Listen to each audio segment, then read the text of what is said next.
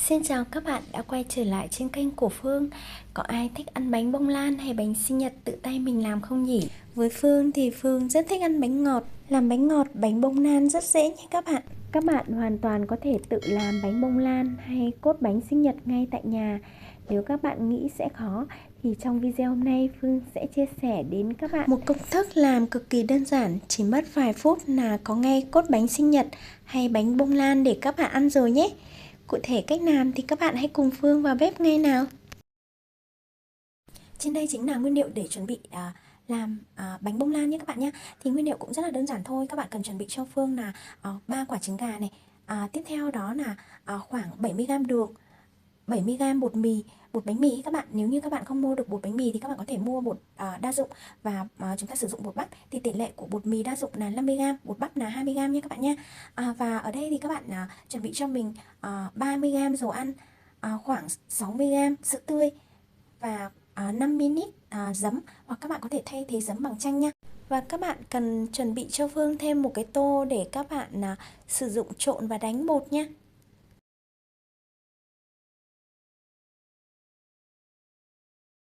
Trước tiên thì các bạn cần phải tách lòng đỏ và lòng trắng riêng ra cho Phương nha. Các bạn nhớ là chúng ta phải nược thật sạch hết cái phần lòng trắng ra, và chúng ta bỏ riêng lòng đỏ. Chúng ta lấy chỉ còn mỗi lòng đỏ thôi nha các bạn nha.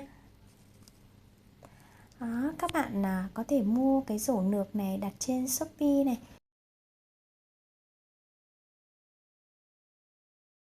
Còn nếu không mà các bạn sử dụng nược bằng tay thì các bạn sẽ nược như thế này nhé. Các bạn cứ đổ qua đổ lại ở vỏ trứng nhé, đến khi mà các bạn thấy rằng là lòng trắng đã được tách ra hết khỏi ngoài lòng đỏ rồi thì lúc đó là được nha các bạn. Lòng trắng qua một bên này, và mình sẽ làm lòng đỏ, phần lòng đỏ trước nha các bạn nha. Các bạn cần chuẩn bị một cái que đánh trứng bằng tay nha. Nếu như các bạn có que đánh trứng bằng máy ấy, thì các bạn có thể sử dụng cũng được. Đánh bằng máy thì nó sẽ nhanh hơn rất là nhiều so với việc mà chúng ta sử dụng bằng tay. Ở đây thì Phương sẽ cho khoảng 10g đường vào nha các bạn. Rồi sau đó các bạn dùng que đánh trứng và khuấy đều lên để cho đường tan nha.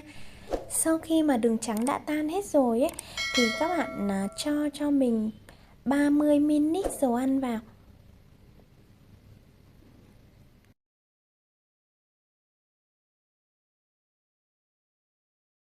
Tiếp theo các bạn cho Phương hết phần sữa tươi và tất cả 70g bột mì nha các bạn nhé. Bột mì số 8, và các bạn đổ chung vào hết trong tô, rồi chúng ta đánh đều nguyên liệu hỗn hợp lên nha.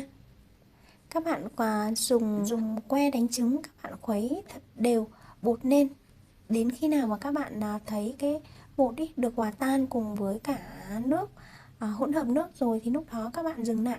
Chúng ta không đánh kỹ quá nhá. Nếu mà đánh kỹ quá ấy, thì bột sẽ tạo cái không khí, và bánh khi mà nướng lên ấy thì nó sẽ dễ bị xẹp nha các bạn.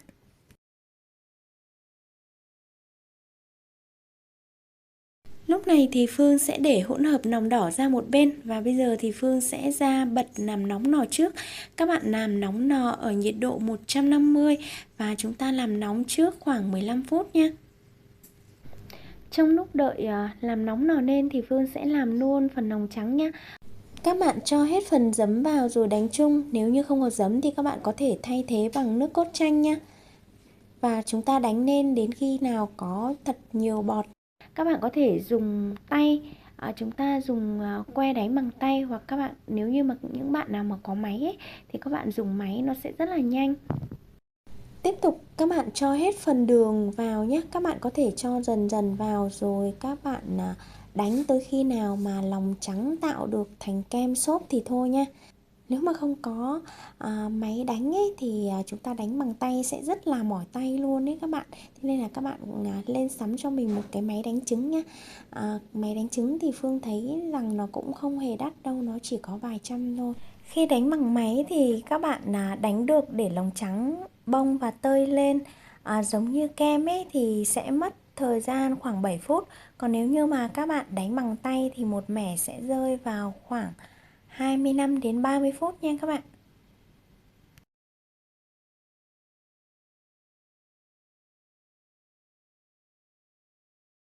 Lúc này thì lòng trắng đã rất là bông và xốp.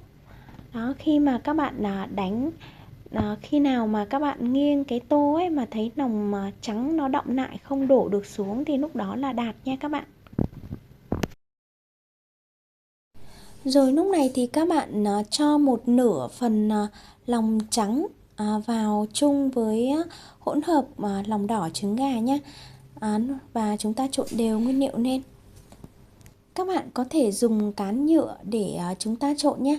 Chúng ta trộn nhẹ nhàng thôi và không cần phải dùng máy cũng được. Tuy nhiên thì Phương sẽ sử dụng máy cho nhanh nha.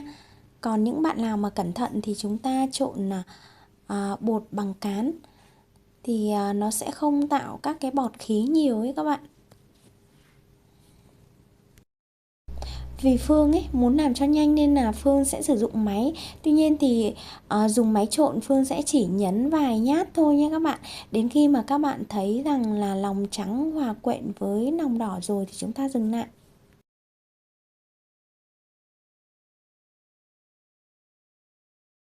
Khâu này rất là quan trọng, các bạn đừng trộn bột quá kỹ nhé. Phương lưu ý một điều nhé, bạn nào kỹ thì chúng ta lên dùng cán và trộn bằng tay là tốt nhất. Bột sẽ không tạo được những cái bọt khí ấy. Khi mà các bạn nướng bánh thì bánh nó sẽ rất là phồng và nó không bị xẹp. Tùy các bạn chọn lựa, các bạn có thể cân nhắc để sử dụng sao cho tối ưu được nhất. Bột đã trộn đều rồi thì bây giờ Phương sẽ sử dụng một chút bột vani nha. Phần trộn bột đã xong, bây giờ Phương sẽ đổ bánh vào khuôn. Với những bạn nào không sử dụng lò nướng thì các bạn hoàn toàn có thể nướng bằng nồi chiên không dầu, hoặc các bạn cũng có thể nướng bằng nồi cơm điện nha. Thì có thể trong một cái video sắp tới Phương sẽ chia sẻ các bạn cách để nướng bằng nồi chiên không dầu hoặc nồi cơm điện. Các bạn nhớ bấm vào mục đăng ký để có thể cập nhật được những video mới Phương đăng tải và chia sẻ trên kênh nha. Phần này thì các bạn có thể dùng một cái đũa gỗ hoặc cán để các bạn khuấy bột lên nhé. Chúng ta khuấy đều như thế này để bột dàn hết xuống, chảy đều hết xuống dưới ấy, và những cái bọt khí ấy, nó sẽ bớt đi. Khi mà chúng ta nướng bánh ấy thì nó sẽ không bị nó sẽ phồng và không bị xẹp quá nhé các bạn. Các bạn đập chậu bột xuống dưới bàn nha, để chúng ta dồn bột kỹ một lần nữa. Rồi sau đó thì các bạn cho bột vào lò nướng. Các bạn nướng ở nhiệt độ lò nướng là 150 và chúng ta nướng trong vòng 50 phút nhé. Đây chính là thành phẩm bánh bông lan này các bạn. Bây giờ thì Phương sẽ để cho bánh nguội, rồi sau đó sẽ gỡ bánh ra khỏi khuôn cho các bạn xem nha. Bánh Phương đã để 2 tiếng ở bên ngoài và bánh lúc này thì đã hoàn toàn nguội rồi này các bạn. Đó, xung quanh bánh thì cũng đã bắt đầu lứt ra. Thì bây giờ Phương sẽ gỡ bánh cho các bạn xem nhé.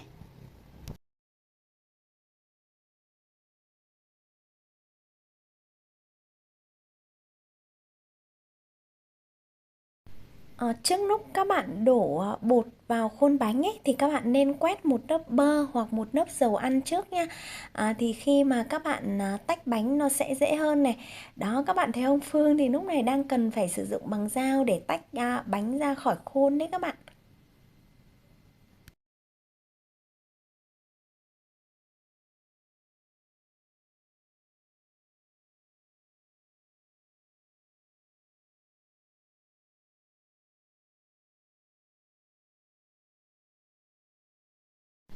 Wow, các bạn nhìn bánh bông lan mình làm có hấp dẫn không? Bánh rất là xốp này, màu bánh lên cũng rất là đẹp nha các bạn. Mình sẽ dùng chổi mềm để loại bỏ hết vụn bánh ở xung quanh đi nhé.